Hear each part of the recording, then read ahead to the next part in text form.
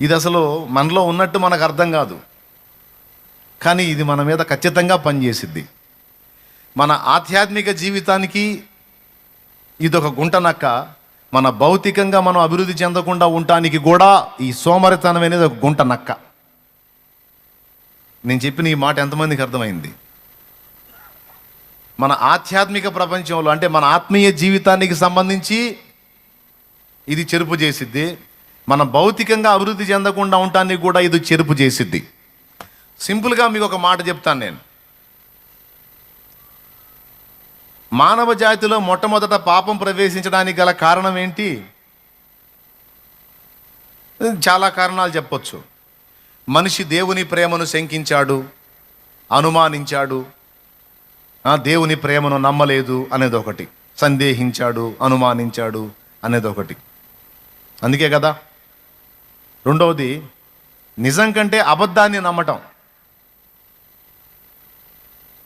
అంటే దేవుడు చెప్పిన మాట కంటే సైతాను చెప్పిన మాటని మనిషి నమ్మటం వల్ల చేయకూడని పని చేసి మానవ జాతిలోకి పాపం తీసుకొని వచ్చారు అనేది మనం అంటాం. ఒకటి, దేవుని ప్రేమను శంకించడం వలన పాపం వచ్చింది. రెండు, ఆ శంకించి ఏం చేశారు? వద్దన్న పని చేశారు. మూడవది, దురాశ వలన పాపం వచ్చింది. పండ్లు లేక కాదు, పండ్లు ఉన్నాయి, కానీ ఆ పండు తింటే మనకి ఇంకా అదనపు మేలు ఉందన్న దురాశతో తిన్నారు, దరిద్రం తీసుకొచ్చి పెట్టారని.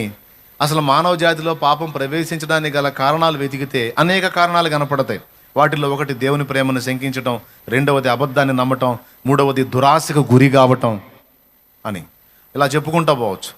ఇందులో ఒకటిగా సోమరితనాన్ని కూడా మనం చేర్చుకోవచ్చు.